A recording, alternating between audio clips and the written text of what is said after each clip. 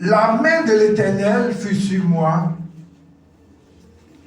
et l'Éternel me transporta en esprit et me déposa dans le milieu d'une vallée remplie d'ossements. Il y a dit Ézéchiel 37, hein? Verset 2. Il me fit passer auprès d'eux tout autour, et voici, ils étaient fortement nombreux. À la surface de la vallée, et ils étaient complètement secs. Verset 3, il me dit, fille de l'homme, ces hommes pourront-ils revivre? Je répondis, Seigneur éternel, tu le sais. Il me dit, prophétise sur ces eaux et dis-leur, ossements desséchés, écoutez la parole de l'Éternel. Verset 5. Ainsi parle le Seigneur, l'Éternel, à ces eaux. Voici, je vais faire entrer en vous un esprit et vous vivrez. Verset 6.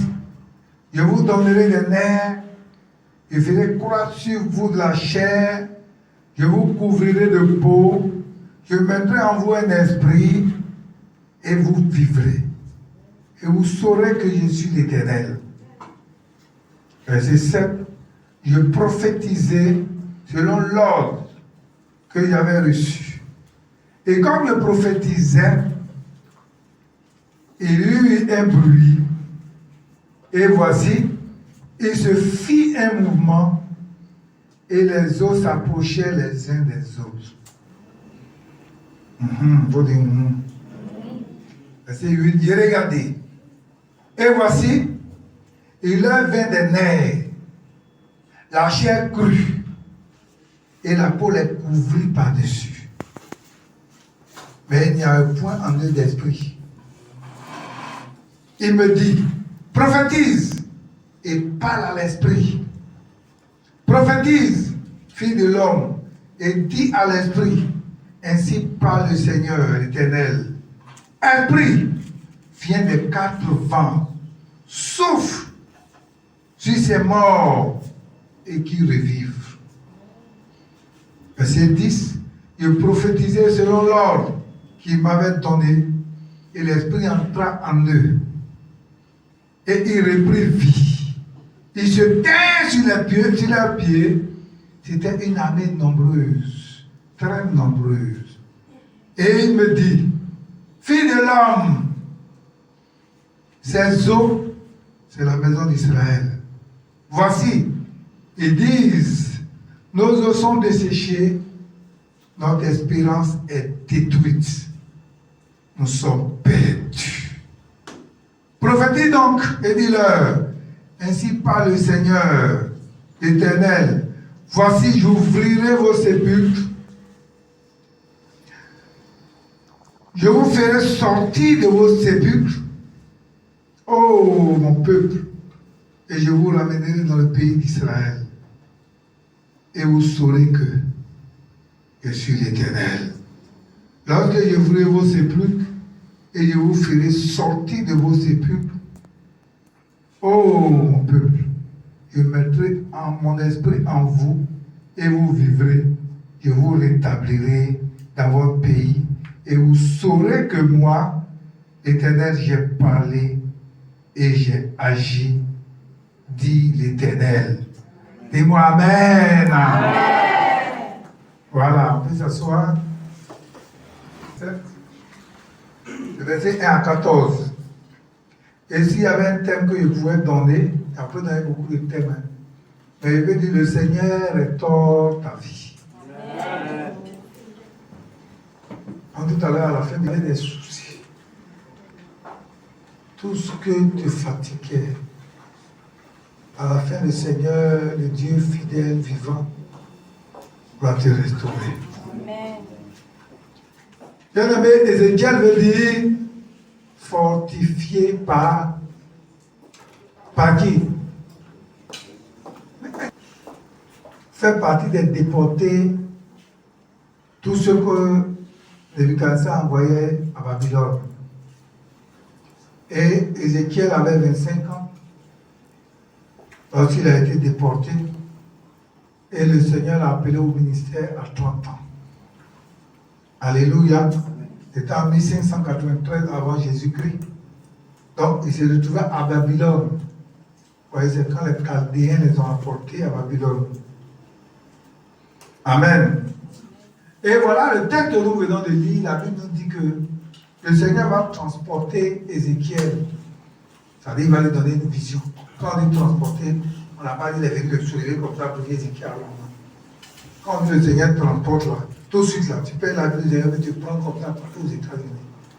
Il peut te envoyer dans la maison de Joe Biden. Et puis il peut te montrer les choses. Et ça, le Seigneur me transporta en esprit. Moi, pendant la crise, je portais à Babylone. C'est tout petit, il avait 25 ans.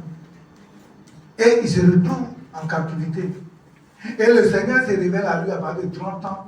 Le Seigneur l'appelle au ministère. Et le Seigneur va lui révéler tout cela. Donc on dit le Seigneur le transporte, il lui donne une vision. Il prend Ézéchiel, il l'envoie dans une vision, et il envoie Ézéchiel dans une vallée. Quand une vallée, là, c'est un gros trou. Il envoie Ézéchiel, et puis il lui montre la vallée. Ézéchiel regarde, il voit des ossements desséchés. Ça veut dire qu'on appelle squelette là. Plein d'os, c'est-à-dire les os partout dans le trou. Ézéchiel regarde. Il dit, fille de l'homme, regarde. Que vois-tu?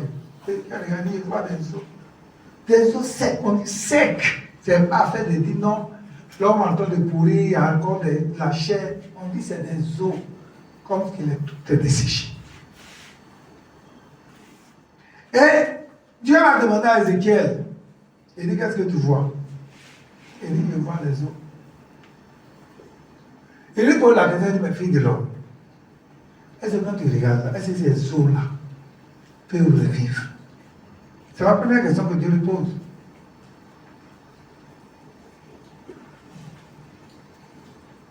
Il dit, il me dit, fille de l'homme, ces eaux pourront-ils revivre? Verset 3. Donc le Seigneur lui pose la question. Il dit, mon serviteur Ézéchiel, regarde ces eaux que tu vois là. Est-ce que ces eaux-là peuvent revivre? Ouais, moi, la réponse d'Ézéchiel me plaît bien. Ézéchiel n'a pas dit oui, il n'a pas dit non. Il dit, affaire là, toi-même tu le sais. Vous voyez non? Ça répond, elle n'a pas dit, non, moi je ne vois pas, on va dire l'incrédule. Elle n'a pas dit oui. Il dit, Seigneur, toi-même tu sais. Parce que c'est toi qui crée toutes choses. Donc, ces eaux qui sont là, tu as la capacité de les faire vivre, tu peux faire de ce que tu veux. Il dit, toi, Seigneur, toi-même tu le sais. Alléluia. Donc, quand il dit ça, le Seigneur lui dit, la première des choses, il dit, prophétise.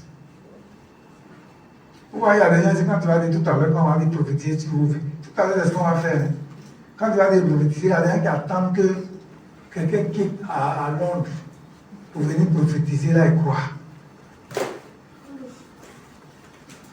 C'est tout de suite là, je cours un habit. Et puis quand je porte, voilà, ça traîne. Et puis il dit, celui qui tourne mon habit là, vraiment il est béni. Vous allez voir que. Il dit, celui qui tourne mon habit premier le dimanche, il est béni. Vous allez voir qu'il y a des gens à 4 heures et sans l'église. Ok. Les gens aiment. Les gens aiment ce qui sort de l'ordinaire. C'est tout de suite là, il y a un gars là, on va raconter. Donc quand Dieu demande à Ézéchiel, il dit, Seigneur, tu le sais. Dieu va lui dire, la première chose qu'on a fait tout à l'heure, le Seigneur va lui prophétise.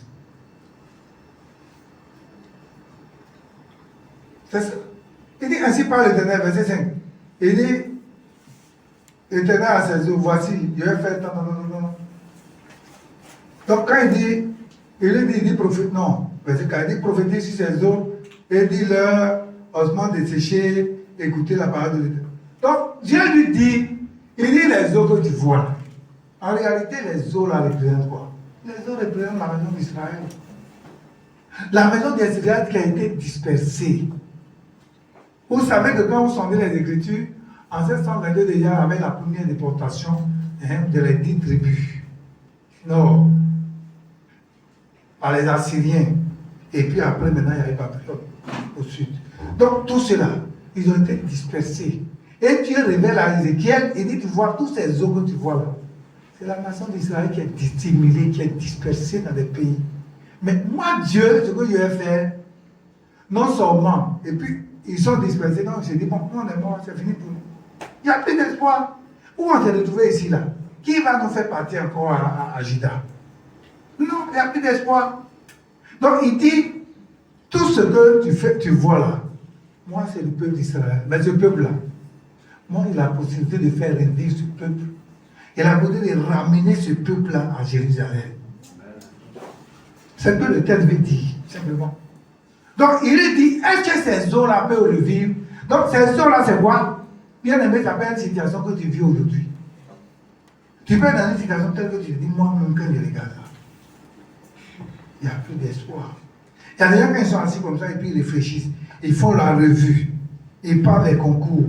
Ils regardent les concours qui peuvent passer. Ou bien ils regardent quel travail ils peuvent faire. Ou quand ils s'asseyent, ils réfléchissent. Ils se disent, non, moi-même, je suis là-bas. Il a mangé, dormi, et puis moi, j'attends la mort. Parce que rien de bon ne peut sortir de moi. Il y a des gens qui se disent ça.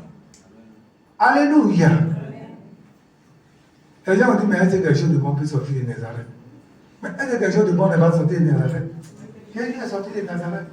Bien aimé, il ne faudrait pas laisser les gens détruire ta vie. Il ne faudrait pas les gens te dire des paroles que tu vas écouter qui vont détruire ta vie. Même on peut te dire que toi, ta région, là, on ne réussit pas là-bas. On peut te dire que toi, ta famille, là, on ne réussit pas dedans. Mais tu dois pouvoir dire non, moi, là. Moi, il a changé des choses. Amen. Et c'est tout le Seigneur nous demande. Vous voyez l'histoire de l'Amnon là. L'Amnon a été un canal que Dieu a utilisé pour sauver l'ânesse. Quand vous regardez, vous lisez bien dans Matthieu. Dans Matthieu, on parle de l'ânesse et de l'Amnon. Luc, lui, il parle de l'Amnon. Mais Matthieu dit l'ânesse et l'Amnon. Quand on est venu détacher l'Amnon, on a détaché aussi sa maman. Donc, bien aimé, on peut te dire que non, c'est fini. Moi, quand je regarde vraiment dans notre famille là et autres, mais le Seigneur veut te faire comprendre par ce texte ce matin que rien n'a encore perdu. Même si on t'a appelé, non, c'est fini. Nous-mêmes, les sorciers nous ont dit que c'est fini, que cette année, la femme est déjà finie. Il faut dire que ce n'est pas un sorcier qui décide de ta vie. Amen. Que celui qui t'a fait venir sur la terre là, qui s'appelle Jésus. C'est lui qui a le dernier mot sur ta vie. Mais il y a des gens qui font, on a dit, on a vu dans un songe, tu vas mourir, on a vu dans un songe, tu as fait un accident, et il commence à trembler de tout son corps. Parce que c'est comme il a dit. Mais les messages, je vous ai prêché ici sur ce qu'on appelle les messages d'avertissement. Un message d'avertissement, le Seigneur peut te montrer ce que le diable programme. Et quand il te montre ce que le diable programme, là, lui, le Seigneur, lui, il prend le temps de venir te montrer. Pour que toi, tu as la possibilité de faire quoi? De déprogrammer, d'annuler, de détruire. Il a dit à Jérémie 1, verset 10, il dit, regarde, il est établi sur les royaumes, sur les nations. Pour que tu ruines, d'abord pour que tu ruines, pour que tu détruises, pour que tu abattes. Quand tu as fini de faire ça, il dit pour que tu bâtisses, pour que tu construises. Voilà un point de prière et de temps. C'est-à-dire, tu peux prier, annuler tout ce que le diable fait. Tous les matins, quand tu te lèves, tu pries, tu détruis, tu déprogrammes. Pendant que tu dors, s'il y a des choses que les gens sont venus faire devant ta porte, et tout, tu annules tout ça. Quand tu annules maintenant, tu programmes ta journée. Comment tu veux que ta journée soit pour toi? Tu prophétises. C'est ce que Dieu a dit à Jérémie. Il dit qu'il était établi pour être sur la limite, pour être sur des royaumes et sur des nations. Donc toi aussi, tu es Jérémie. Toi aussi, Dieu t'a établi prophète. Pour que tu puisses prophétiser. Donc voilà ce qu'il demande à Ézéchiel. Il dit ces ossements-là. Les gens se disent, oh, nous c'est fini. Parce que je vous ai dit tout à l'heure que c'est des os secs. Quand on dit, oh, les os, os, c'est sec, il n'y a rien dessus. Et il dit à Ézéchiel, prophétise. Celui qui me plaît, Ézéchiel n'a pas prophétisé. Et il n'a pas douté. Si il y a des gens qui disent, et c'est moi-même, les autres, je vois même tous les compléments secs là, Dieu même. Ouais, c'est même. La raison, c'est ça. Le raisonnement. Voilà quelque chose qui nous tue. Non, Dieu même, il voit les hommes, c'est comme ça, là, il me demande de prophétiser. Lui-même, il ne va pas prophétiser. Mais nous, Dieu là, c'est pas parce qu'il ne va pas faire, mais il veut nous utiliser comme des canaux pour faire des choses. Et c'est pas quand Jésus rentre à Jérusalem, les gens disent, faut dire à tes disciples, ils n'ont qu'à se taire. Jésus dit, même si mes disciples se taisent, les pierres qui sont là, avec cailloux, là, vont m'adorer. Ils vont m'adorer. C'est pour dire quoi? On n'est pas indispensable dans la maison du Seigneur. Là. Dieu peut utiliser qui il veut pour accomplir son œuvre. Voilà. Alléluia. Amen. Donc, il dit même si les hommes qui sont à cette terre, là, ils vont prendre des pierres, des cailloux pour le faire. Donc, il dit simplement prophétise. Ézéchiel va obéir, il va prophétiser. Mais ce qui me plaît ici, on dit qu'Ézéchiel a prophétisé. Qu'est-ce qui s'est passé? Il dit qu'il a prophétisé selon l'ordre. Verset 7. L'ordre que j'avais reçu, et comme je prophétisais, il y a eu un bruit. Donc, vous voyez, la prophétie d'Ézéchiel va faire quoi? Ça va créer un bruit. Et voici, il se fait quoi? Un mouvement. Si c'est toi, tu vas fuir. Parce que tu es là comme ça. Et puis tu entends les eaux là. Tu entends. Parce qu'en fait, ce qui s'est passé, que je vais vous expliquer, écoutez-moi. Ce que Ézéchiel explique là, ça dit que la tête peut être peut-être au fond de la salle là-bas. Le bras droit peut être ici. Le pied gauche peut être au milieu là. Le pied droit peut être quelque part là-bas. Mais quand il a dit à Ézéchiel, quand Ézéchiel a prophétisé, on dit qu'il y a eu un bruit. Quand Ézéchiel regarde, il voit quoi? Il voit que la tête qui est là-bas là, a fait mouvement. Le pied a fait mouvement. Le bras a fait mouvement. Et ils sont venus se recoller. Bien aimé, qu'est-ce que Dieu ne peut pas faire?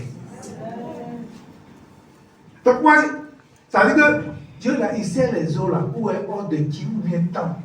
On n'a pas vu quand tout a été décollé, on a pris pour tête d'une femme, pour venir coller sur le pied d'un homme. Dieu là, il sait, Dieu il est un Dieu d'ordre. On dit quand le mouvement, il y a eu le mouvement là. Les eaux là, c'est ce qu'on a dit. On a mis tu es où? C'est dans ce bruit pour dire tu es où? Viens là. C'est ça là, on dit ça y est, un bruit. Et toi tu es là, tu vas fuir.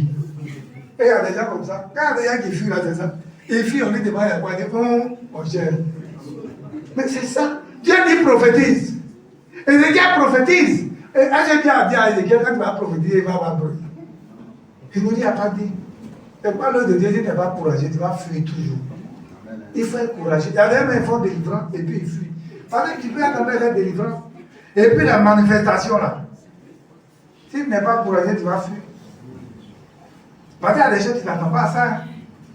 Tu ne t'attends pas à ça. C'est pourquoi quand tu fais la délivrance, il ne faut pas être seul. Moi, je ne veux pas être en train de prier pour une personne seule. Non, je n'aime pas ça. Quand je veux prier pour une femme, il faut qu'il y ait 2, 3 femmes là.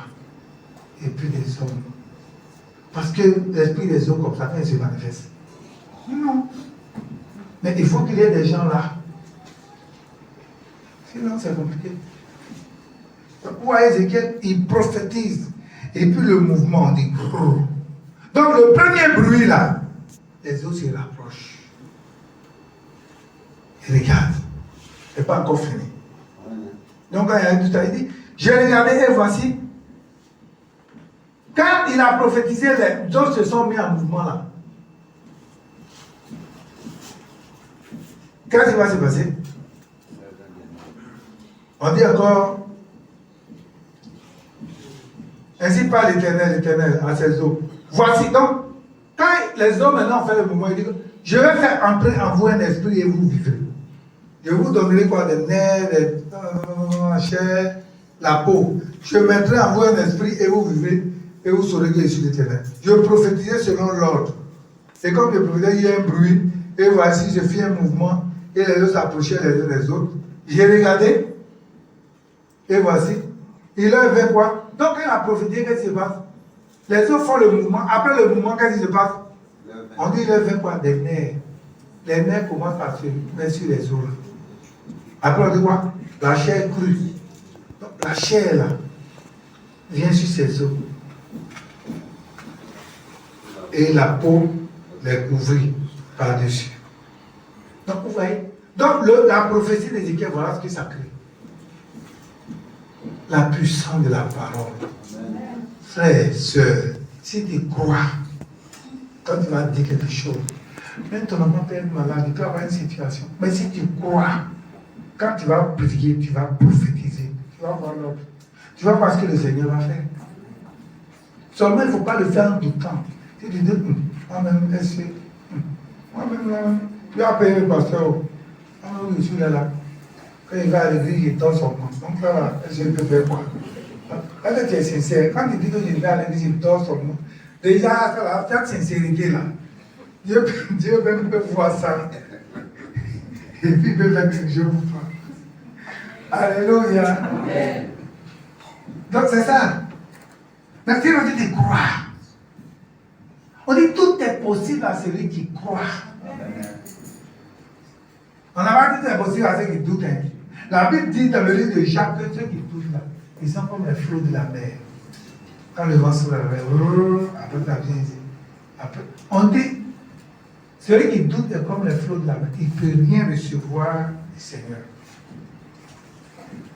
Quand il faut croire, la foi doit être ferme. Tu dis, moi je vais réussir. Moi là, on monte, on descend, je vais réussir. Et ta foi là va faire qu'il y a des gens qui vont voir lui là. C'est un homme de conviction. Il croit, ce qu'il dit là, il croit à ça. Il ne faudrait pas laisser les gens te distraire. Moi, par exemple, si tu es un gars comme Thomas, tu ne peux pas marcher avec moi. Si tu es un gars qui dit, est-ce que la main va aller ici? Est-ce que. Ah, moi j'ai vu des gens qui ont fait ça n'a pas marché. Je dis, oui, moi je ne suis pas des gens. Moi là, je suis un homme spécial. Dieu m'a créé spécial. La Bible dit que chacun a un don particulier. Le problème, c'est qu'on veut souvent copier ce que les gens font. À mon temps, elle a fait ça là. Bon, il faut que je fasse aussi. Non! Vous n'êtes pas appelé à faire les mêmes choses. Tu peux commencer quelque chose d'insignifiant. Dieu peut te bénir en un rien de temps. Il y a des gens qui peuvent avoir les moyens de commencer quelque chose et Dieu ne va pas bénir. Donc, vous n'êtes pas la même chose. Ce qui fait la différence entre les hommes, c'est de croire ce que Dieu a mis en toi. Il faut croire à ça. Il faut croire en ton potentiel. Ce que Dieu a déposé en toi là. Il ne faut pas permettre qu'un homme détruise ça. Non. Moi, je dis souvent aux gens, il ne faut pas aller vous dire, je ne suis pas allé à l'école. Ce n'est pas un problème. Ce n'est pas un problème. Il y en a qui ne sont pas allés à l'école, ils ont réussi. Il y en a qui ne sont pas allés à l'école du tout. Pourquoi moi, j'ai voulu qu'on fasse les cours d'alphabétisation ici? Parce que je veux que chacun sache lire et écrire. Ça va. Ça devient une priorité. Et pour faire les grandes personnes pour apprendre à lire et écrire, là, si vous vous disposez en 3 mois, 4 mois, vous allez savoir lire et écrire. Parce que vous allez apprendre facilement. Vous allez apprendre facilement. Une fois que vous savez lire et écrire, vous savez faire les petits calculs, c'est tout. C'est tout. Difficile. Sinon, apprendre là, tu avais voulu que ça ne suffit pas. Il y a tout ça là. Mais ce que tu vas faire encore, on dit il n'avait point d'esprit. Et il me dit, prophétise et parle à l'esprit. Prophétise, fille de l'homme. Et dit à l'esprit, ainsi parle l'Éternel. Esprit vient des 4 vents. Vous voyez? Donc on dit esprit vient des 4 vents. Sauf si c'est mort et qu'il revive. Donc vous voyez, c'était des hommes qui étaient couchés là, c'était des hommes. Puis on dit il y a eu la chair, non? Il y a eu les nerfs, il y a eu les muscles, il y a eu tout ça là. Mais donc ça devient maintenant des morts qui sont là. Ça devient des cadavres qui sont là. Le Seigneur dit bon, comme c'est comme ça là, c'est pas encore fini. Parce que là, c'était des os, des ossements. Mais ça devient maintenant des morts qui sont couchés avec des cadavres. Ou bien, amen. Le Seigneur dit bon, c'est pas encore fini. Qu'est-ce que tu vas faire? Si c'est moi et qui revit. Verset 10, il dit je prophétisais selon l'ordre qu'il m'avait donné, et l'esprit entra en eux, et il reprit vie. Alléluia. Amen. Donc vous voyez, quand le Seigneur va dire prophétise, il prophétise, on dit l'esprit là vient. Quand vous lisez le livre de Nombre, non, le livre des autres, quand le peuple d'Israël est sorti d'Égypte, et vous lisez là, vous allez voir les différentes maladies, hein, les différents fléaux, là, les différentes plaies. C'est ce qu'on appelle le vent d'Orient. Quand Pharaon se posait à quelque chose, Moïse commande au vent d'Orient et on dit les souterrains, les crapauds, non? C'était les crapauds, non? Ah, quand nos frères étaient là-bas. Mais quand le Seigneur dit, après quand Moïse fait, quand Pharaon dit non, il a compris, il a fait ceci, dans le vent d'Occident, il vient et puis. Non, il dit pas le vent, aux quatre vents. Il dit le nord, le septentrion. Quand on disait la Bible, on dit le septentrion, là c'est le nord. Et le danger vient toujours du septentrion. Et le sud, il représente le midi. Quand on parle de midi dans la Bible, c'est le sud. Quand on parle d'Orient, c'est le côté droit. Quand on est ici, là, à la carte de Côte d'Ivoire, on parle de Ghana à l'est. À l'est, c'est l'Orient. Et puis, à l'ouest, c'est l'Occident. Quand on entend ces mots-là dans la Bible, on ne doit pas vous dire frère, Occident, Orient. Donc, il dit, parle que 4 vents. Donc, tu dois commander aux 4 vents. Il dit, parle aux 4 vents, que l'esprit vienne des 4 vents. Pour faire quoi? Pour entrer dans ses corps. Et Ézéchiel va prophétiser. Il dit de prophétiser selon l'ordre qui m'avait été donné. Et l'esprit entra en eux et reprit vie et se tint sur les pieds. C'était une armée nombreuse, très nombreuse. Et il dit, tu vois, quand vous lisez le verset 11 même, ça résume le texte. Il me dit, fille de l'homme, ces eaux-là, c'est quoi? C'est la maison d'Israël. Voici, il dit, nos eaux sont desséchées, notre espérance est détruite, nous sommes perdus. Oui, c'est ça. Parce que vous disiez en début, vous dites que le peuple d'Israël se dit qu'ils n'ont plus d'espoir. Et beaucoup pensent qu'ils n'ont plus d'espoir. Mais moi, je suis en train de dire ce matin que, frères et sœurs, il ne faut pas laisser détruire ton espérance. Il ne faut pas laisser quelqu'un détruire l'espoir que tu as dans ton cœur. Il faut croire que, moi je ne sais pas, hein, mais il faut croire que, comme il y a derrière ton parent, il dit toujours que moi personnellement, ce qui fait ma foi, tu n'es pas parent, tu te laisses conduire, et puis il te donne des orientations, et puis tu suis ce qu'il te demande de faire. Tu ne vois pas que la réussite est facile. Mais une fois que tu es là, et puis tu te fais toi dans les calculs. Tu te dis non, moi mais il y a tel parent, bon comme le mois là, il va me donner quelque chose, bon, vraiment. Et puis quand ces choses-là viennent pas, tu es gris. C'est pas tu vois les gens ils sont toujours gris. Parce qu'ils conçuent des parents. Et le parent même là, Dieu permet qu'il ait des problèmes. Il n'y a pas la Bible dans le livre de donc que Dieu n'est pas un homme pour mentir. Ni le fidèle homme pour se repentir. Ce qu'il dit, il fait. C'est pourquoi on parle qu'on dit le Seigneur est fidèle. Le Seigneur n'est pas un homme qui va te dire quelque chose et puis après il va te dire, ah vraiment, excuse-moi. Hein. Alors même quand tu l'appelles, il ne décroche plus.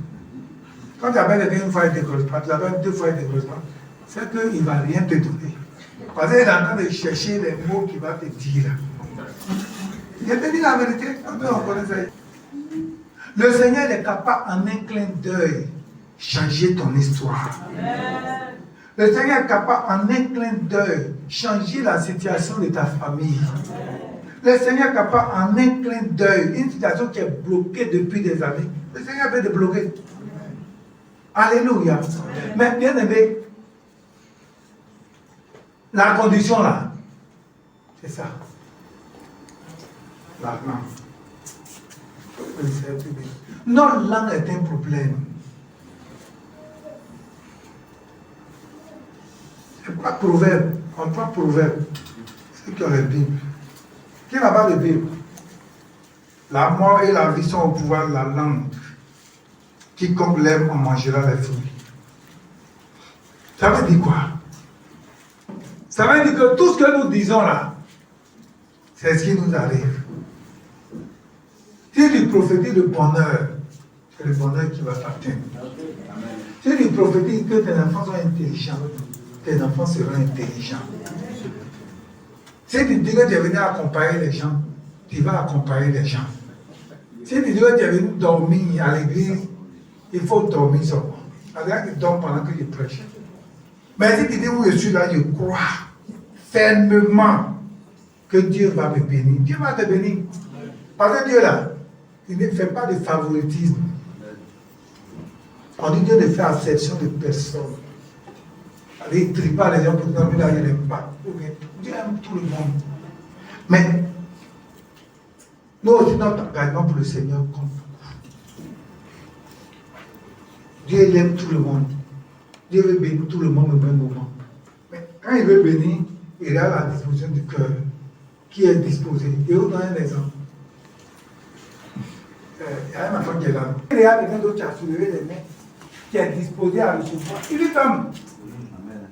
C'est pas l'église, c'est pas une histoire de je viens d'arriver, ou bien je suis là. Le Seigneur est à la disposition des cœurs. Amen. Si quelqu'un est disposé, il vient être béni, Dieu lui accorde la bénédiction. C'est pareil, il n'y a rien de compliqué avec le Seigneur. Dieu ne fait pas du favoritisme, quand il regarde le visage, lui, son visage est beau, son visage est temps. Dieu même, c'est lui qui nous a créés, nous tous. Et puis quand on dit beauté, là, c'est relatif. Ça veut dire que moi, il peut voir le mec. La personne là, elle est pauvre. La même personne, il dit, lui là, quand il regarde cet homme-là, ou bien cette femme-là, elle est belle. Quelqu'un d'autre peut l'avoir dit, cette femme-là, elle est belle comme moi, elle est vilaine. Non, ce que je dis là, c'est faux. Non. Ça veut dire quelqu'un que moi, je peux voir, je peux apprécier. Quelqu'un d'autre peut donner l'excès. Ou bien, la preuve, les femmes qu'on marie, là, chassées dans les maisons, on dit on ne veut plus les voir. Le monsieur même a frappé, la beauté comme ça pour jeter devant. Mais quand dans les garçons, quand ils voient, ils disent là, c'est moi, il ne la voit pas, il ne veut pas dormir. Pourtant, on l'a chassé quelque part, on dit on ne veut plus la voir. Donc, c'est pour dire quoi? C'est pour dire que tout est relatif. Ce que toi, tu vas apprécier, quelqu'un d'autre n'est pas obligé d'apprécier direct. Mais Dieu, là, lui, il nous a créés comme il veut, à son image. Donc, Dieu nous aime, nous tous. Il le fait à attention de personnes, il ne trie pas les gens. Mais, je veux dire que la bénédiction, là, c'est conditionné. Et quand on arrive dans le proverbe, il dit que la vie et la mort, là, sont au pouvoir de la langue. Ce que nous disons là, c'est ça qui nous impacte, c'est ça qui nous influence. Si tu dis à un enfant qu'il est intelligent, il est intelligent, il est intelligent, il est intelligent, l'enfant, même s'il fait un devoir qui n'a pas une bonne note, il va dire non, papa m'a dit que je suis intelligent. Papa m'a dit que je suis intelligent. Il ne doit pas me laisser, je ne dois pas me laisser pour que les autres me dépassent. Il faut qu'il travaille, il faut qu'il fasse. L'enfant va se remettre en cause. Mais si tu dis à un enfant, il ne vaut rien, il ne vaut rien, il ne vaut rien.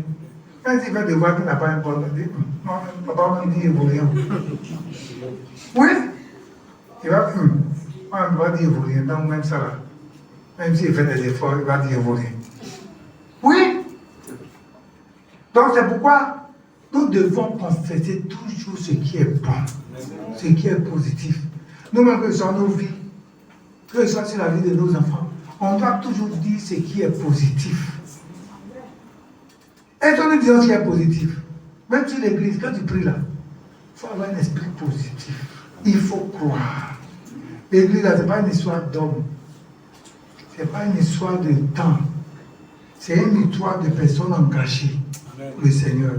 Comme je vous dis là, les gens pensent que l'église est en train de dénomination. Ah non, on a 10 000 membres. Il y a des gens, quand ils les voient, ils vont te dire qu'ils sont dans telle église. Parce que pour lui, quand ils te disent le nom de l'église, moi je me souviens qu'il y a un frère qui a dit telle chose n'est pas bien, il ne faut pas faire ça. Ce matin, par exemple, je suis en train de dire que toi-même, tu es ton propre prophète. Il ne faut pas prophétiser le négatif sur ta vie. Il faut confesser ce qui est bon. Si tu as compris ça quand tu sors d'ici là, ta mentalité change. Tu ne vas plus, même quelle que soit la situation, tu ne vas jamais dire je ne peux pas. Non, vraiment, non. Tu vas dire moi je peux parce que Dieu là, il m'a choisi, il doit réussir. Si je parlais de tes enfants, dis-moi là, si Dieu m'a choisi, il y a des gens qui leur disent, mais vous êtes assis à l'église, vous pensez que c'est quoi? C'est une grâce, c'est le prêtre. Non, il y a un miracle, on ne voit pas miracle. Qu'est-ce que vous appelez miracle? C'est quoi vous appelez miracle? Le fait d'être converti. Les gens étaient dans le monde païen. Et puis Dieu nous a fait grâce, on est converti. Ça là. Vous savez des miracles encore ça. Quand vous regardez par exemple dans le milieu des corps habillés, c'est le plus grand miracle. C'est le plus grand miracle que Dieu a fait à notre vie. Parce que ça là, c'est pas tout le monde qui a ça. Et il y a des gens, c'est quoi il y a des gens qui sont religieux, c'est la religion. La religion, c'est pas la religion, là, c'est l'homme qui crée ça. C'est l'homme qui te dit, ah, moi, ben, regarde le ciel, il regarde la terre, bon, c'est un Dieu qui a fait tout ça. Mais il est tellement grand, quand je veux m'approcher de lui, il faut que je cherche un moyen pour atteindre Dieu. La religion, c'est un moyen pour atteindre Dieu. Donc, si je veux, là, matin, je viens dire, à partir de maintenant, tu es pour toi, là. Moi, j'adore ça. Mon Dieu, il est un canal. Si je commence à faire ces poulets, tout ici, et puis poulet, je mets un peu de plume, je mets du sang là, les démons vont venir se mettre dedans. Parce qu'ils veulent qu'on les adore. C'est ça. Donc, c'est pas quand vous demandez que vous voulez adorer, oh, tout de suite, les démons vont vouloir venir se mettre dans l'eau là. Parce qu'ils font l'adoration, ils veulent qu'on les adore. Vous comprenez? Donc, c'est ce que je suis en train de vous dire. Si quelqu'un a compris ça, le pasteur, il est là, c'est son nom. Non, le pasteur, c'est pas lui qui prend le nom des gens et puis il écrit. Bon, des gens qui vont aller au paradis. Et puis, si on faisait ça, mais c'est là, on a rentré dans la corruption à autant. Il y en a qui vont venir, et puis ils sont jamais, quand ils viennent, bon, parce qu'il faut écrire mon nom. Oui. Tu voulais parler? On lui a comment? Et puis tu vas parler chaque jour. Il y a des choses, Dieu peut te révéler à toi. Dire non, mon serviteur, telle chose. Et puis tu te départis de ça un peu, un peu. C'est quoi la vie chrétienne là? Même la délivrance, c'est un processus. On ne peut pas dire que quelqu'un est délivré aujourd'hui, là, il est délivré, tout, il est. Non! C'est un processus. Au fur et à mesure qu'il avance, la choses va te dire, non, telle chose, il n'aime pas. Il faut laisser. Telle chose, il n'aime pas. Il faut laisser. Et puis un peu, un peu. Et puis tu t'approches du Seigneur, tu commences à être agréable à lui. C'est tout ce que le Seigneur nous demande. Mais nous avons notre part à faire. Un pasteur a sa part. Un pasteur, là, il vient, telle chose n'est pas bien, telle chose est ceci, telle chose est là. Mais toi-même, tu as reçu là. Tu fais ta part. Et puis tu fais pour être agréable au Seigneur. Donc, voilà un peu ce que c'est un pasteur. Non, le pasteur, là, ce n'est pas l'homme qui est le plus saint, l'homme qui est sans péché, l'homme qui est ceci. C'est quoi quand les gens t'avons parlé des pasteurs, on critique. Le pasteur, c'est un homme. Le pasteur, c'est un homme. Oui, je suis un homme. Il y a mes convictions. Parce que j'aime, parce qu'il n'aime pas. Mais Dieu, il me prend, et puis il fait ce qu'il a à faire en moi. Moi, de toute façon, vous voyez pas les esprits sont en déclaré qu'on ne peut plus rien faire. Ce matin-là, c'est pas de moi qui vais profiter pour toi. Toi-même, tu seras ton propre chauffeur. Par exemple, tu as dit à Ézéchiel, Ézéchiel avait 25 ans, 30 ans quand Dieu l'a appelé. Toi, peut-être, tu as plus de 40 ans. Donc, ce que tu as mis à Ézéchiel, là, le Saint-Esprit, là, toi aussi, le Saint-Esprit, là, en toi. Donc, aujourd'hui, là, ce que Dieu a dit à Ézéchiel de faire, des eaux secs, il a prophétisé. On dit les nerfs sont, il y a eu mouvement. Après, les nerfs sont venus. La chair a cru. Un peu, là. Ce matin-là, nous aussi, on va prophétiser. De sorte que tout ce qui était impossible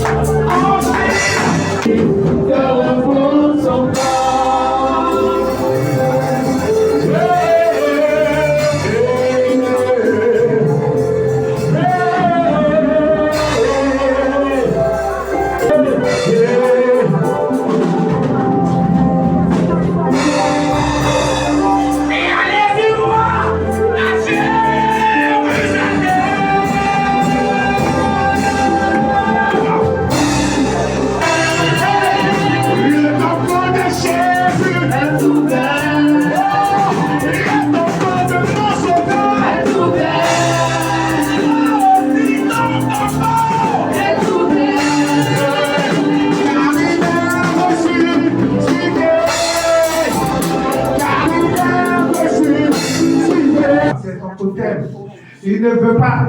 Il ne veut pas. Il ne veut pas qu'il y ait de bénédiction. C'est un esprit-là. C'est à compter d'aujourd'hui. Je veux faire à ton règne. Allez, lâche maintenant. C'est la fin de ton règne. Libère. Parce que tu ne peux plus manipuler sa vie tout le temps. Là, ça vie. Maintenant même, au nom de Jésus, je vois tes œuvres. Et j'anéantis ton pouvoir dans ta vie. Qui es-tu pour la torture? C'est pas aussi. C'est la fin de ce règne. Je t'envoie le feu. Toi qui fais une communauté. Il y a des gens que l'esprit humain utilise. C'est la fin de ton règne. Quand il dit utilise pas parce qu'ils sont. Ton pouvoir. Mais le Seigneur me montre l'esprit de distraction. Je brise tes ailes maintenant. Et cet esprit-là, en fait, il a été mandaté pour détruire une personne. Toi qui es communauté. Toi qui es la communauté de l'air. C'est la fin de ton règne. C'est un esprit de distraction. Si rien n'est fait, alors il va influencer et détruire les vies de beaucoup de personnes. C'est pourquoi ce matin, toi, esprit de distraction, toi que Satan et ses agents ont mis en mission, Au nom de Jésus. toi que Satan et ses agents utilisent et ont mis en mission pour nuire à des vies, je te donne de libérer. Prie simplement bagage et bâton. Allez, lâche. Au nom de Jésus. Parce que l'objectif, c'est de détruire. L'objectif, c'est de nuire. L'objectif, on dit le diable vient pour voler, l'objectif détruire. Il détruit ces vies-là. C'est cet esprit qui a été mandaté. Attends, au nom de Jésus-Christ. Moi, je ne veux pas venir toucher les femmes, mais je veux que l'esprit la sorte. C'est un esprit de distraction. Mais l'esprit de distraction, c'est l'esprit de la sorcellerie en fait.